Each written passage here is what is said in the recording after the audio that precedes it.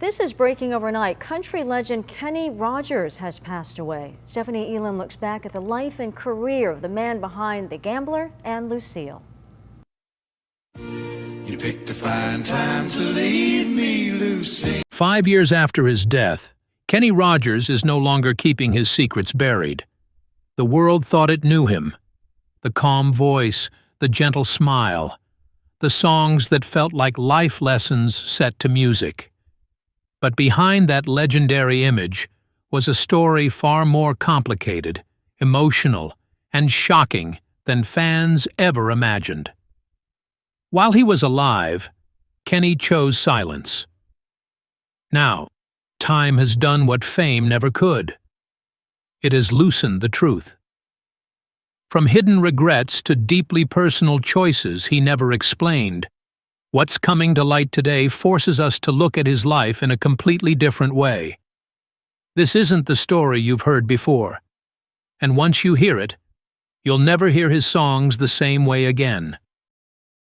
Kenny Rogers, the warm-voiced storyteller of country music, lived a love life as complex and winding as the ballads he sang. Across his 81 years, he married 5 times, and each relationship left a distinct mark on his private world, shaping the man behind the legend. His first romance began long before fame arrived. As a teenager still finding his footing, Kenny fell for his high school sweetheart, Janice Gordon. They married in 1958 when he was only 19, full of hope and ambition. But youth and uncertainty proved difficult companions. The marriage quietly ended just 2 years later, in 1960, though it left behind something lasting: their daughter, Carol Lynn, a reminder of a love that came too early. Still searching for stability, Kenny remarried the same year, this time to Jean Rogers. It was meant to be a fresh beginning, but the promise faded quickly. By 1963, that second marriage had also dissolved, leaving no children and another emotional chapter closed. In 1964, he found what seemed like a deeper, steadier bond with actress and dancer Margot Anderson. Their union lasted 12 years, his longest marriage at the time, and together they welcomed a son, Kenny Jr. For a while, love and family offered comfort. Yet the relentless demands of touring, recording, and chasing success slowly strained their connection. By 1976, the marriage gave way under the weight of his rising career. Not long after, Kenny married actress Marianne Gordon in 1977. Their relationship endured nearly 2 decades and brought him another son, Christopher Cody.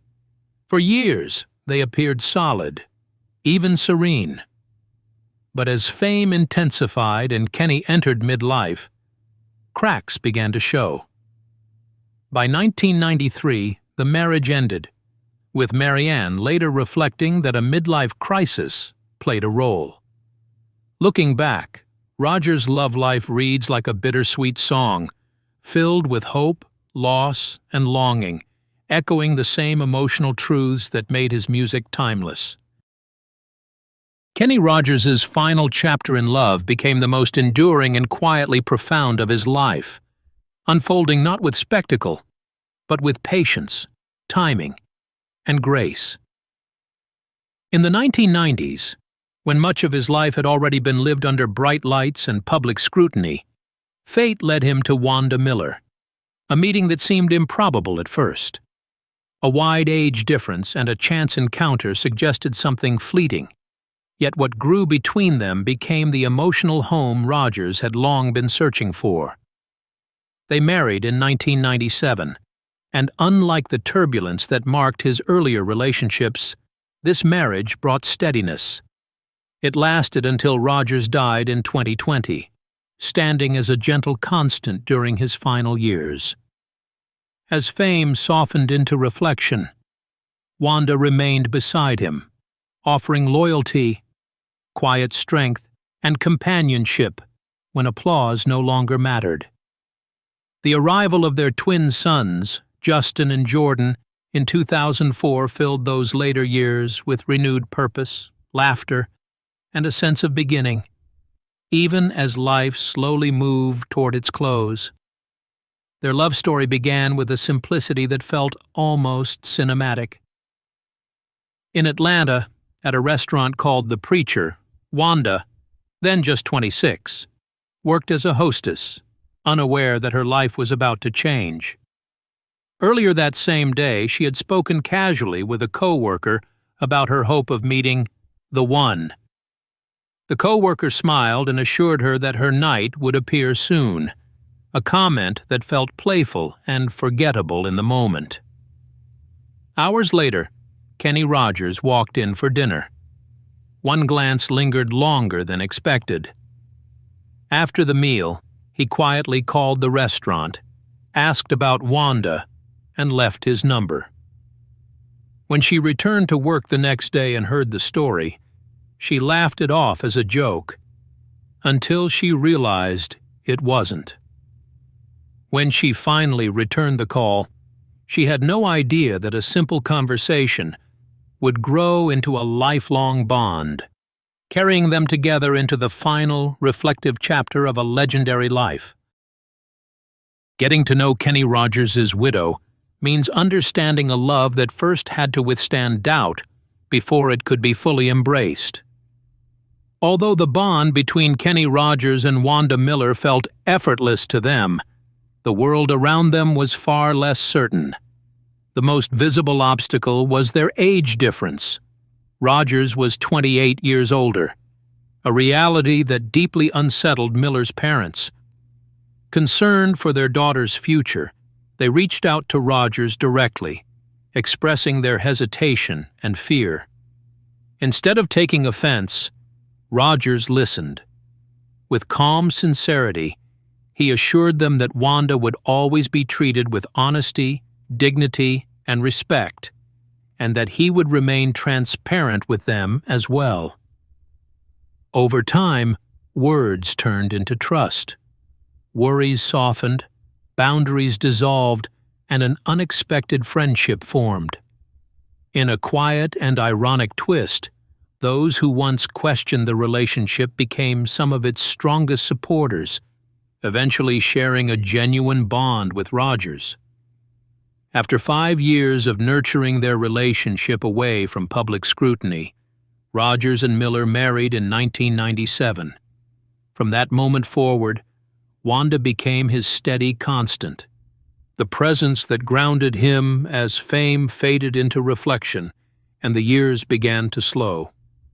She stood beside him through the demands of his career, the weight of aging, and the stillness of private life, offering support that required no spotlight. When Rogers passed away, Wanda was left to carry both grief and memory.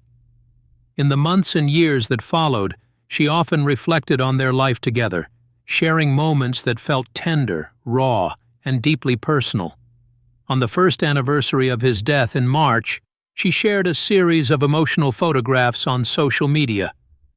Kenny laughing with their young sons, the family gathered in grief at his funeral, and a final image of Wanda and Kenny captured during happier times. In her caption, she echoed a belief Kenny held close, that no one is ever truly gone as long as they are remembered. Through her memories, his presence continues to linger, living quietly in love, suspended between sorrow and gratitude. In the years since Kenny Rogers' passing, Wanda Rogers has spoken with quiet honesty about the long road of grief she continues to walk. In interviews, she has described how deeply his absence reshaped their family, leaving a silence that still echoes through everyday life. While time has moved forward, grief has not disappeared. It has simply changed form. Wanda has learned to carry it while carefully protecting Kenny's memory, holding on to the small human moments that defined who he was beyond the spotlight. Among her most cherished memories are the simple Saturdays that once filled their home with laughter. Kenny had a tradition with their twin sons, Justin and Jordan, affectionately known as Super Saturday. The routine was humble and joyful. Breakfast at McDonald's, a stop at the car wash, and a grand finale at Chuck E. Cheese. There were no cameras, no applause, just a father enjoying ordinary time with his children. Wanda often reflects that these unpolished moments, far removed from fame, are the ones the family misses most.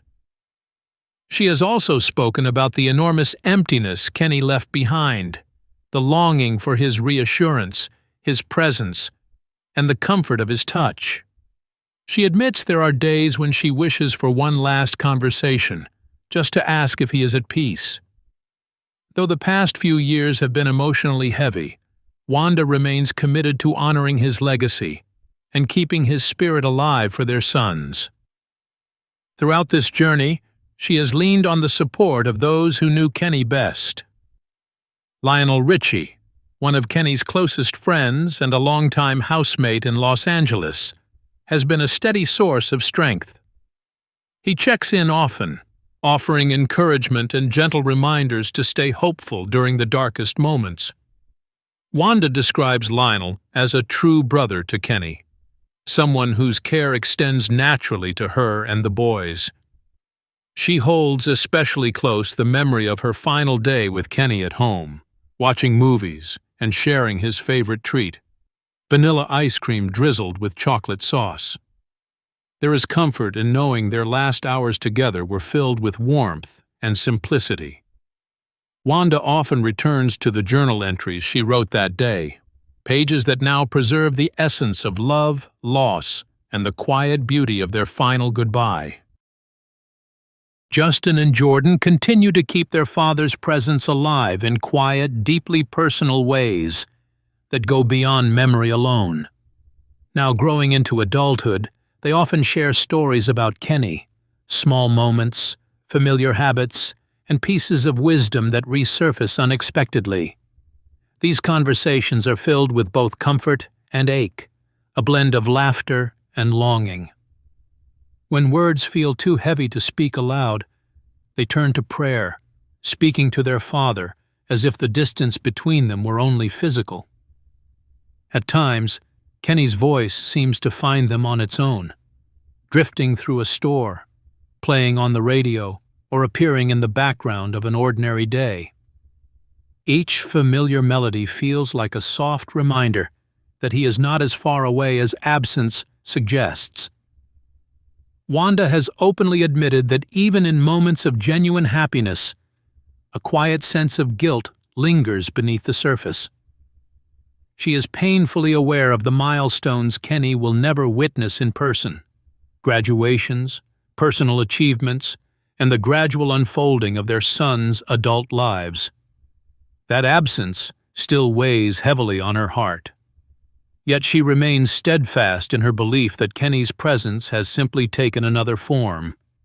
She feels him watching over their family, guiding and protecting them in ways that cannot always be explained but are deeply felt. One of Wanda's most tender reflections involves the appearance of small red birds that seem to arrive whenever Kenny's name is spoken. They land gently on the balcony, unannounced yet perfectly timed, as if responding to the family's thoughts. To Wanda, these moments feel like reassurance, quiet, symbolic signs that his spirit is near. She often recalls Lionel Richie's comforting words, reminding her that signs of love rarely come on command. They arrive in their own time, revealing themselves when the heart is ready. And when they do, they bring peace, connection, and the gentle certainty that love never truly fades. After years of grief and fragile health, Wanda Rogers has slowly stepped into a new season of life, one she never imagined she would enter without Kenny. Long before his passing, Kenny had spoken openly with her about the future he hoped she would choose. He told her, gently and without hesitation, that he wanted her to love again, to find happiness, and to keep living fully after he was gone. At the time, Wanda was 56, and the thought felt distant and painful. 3 years later, that moment has arrived. Wanda has found love once more, not as a replacement, but as a continuation of life itself. She believes this step honors both her own heart and Kenny's wishes, and serves as a quiet lesson for their twin sons, that moving forward does not mean forgetting.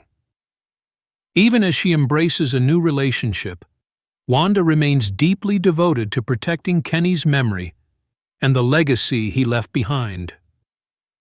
In her life, love now exists in two forms, one rooted in the past, eternal and unchanging, and another growing softly in the present, proof that grief and hope can coexist.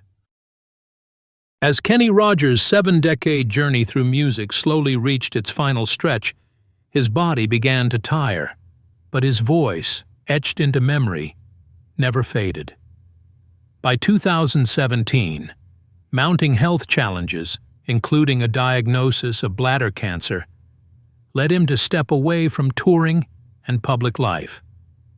When he passed peacefully in March 2020, at the age of 81, at his home in Georgia, the world did not simply mourn a singer's death. It reflected on the life of a storyteller whose songs had quietly shaped generations. Though he was laid to rest in Atlanta, Kenny Rogers was never truly confined to one place. His music had already scattered pieces of him across countless homes, radios, and memories. Rogers' legacy lives most powerfully through the songs that became emotional milestones for millions. Lucille captured heartbreak with weary honesty, turning a moment of abandonment into a universal confession. The Gambler, perhaps his most enduring anthem, transformed a late-night card game into a lesson about life, risk, and knowing when to let go. It became more than a song. It became a philosophy people carried with them. With Lady, written by Lionel Richie, Rogers revealed a softer, deeply romantic side, bridging the gap between country and pop, and introducing him to an entirely new audience. His catalog was rich with intimacy and reflection. Songs like She Believes in Me, Through the Years, and You Decorated My Life spoke of devotion, vulnerability, and gratitude, often sounding less like performances and more like private confessions. Rogers also excelled at narrative-driven ballads. Coward of the County unfolded like a moral drama, while Ruby, Don't Take Your Love to Town, confronted despair with haunting restraint. These songs proved he was unafraid to explore human flaws and emotional shadows. Yet there was joy, too. His effortless chemistry with Dolly Parton on Islands in the Stream remains timeless, radiating warmth, friendship, and harmony. Kenny Rogers didn't just record hits. He gave people stories to hold on to. Long after the final curtain fell, his songs continue to play, reminding the world that legends never truly leave. They live on in the melodies that still feel like home.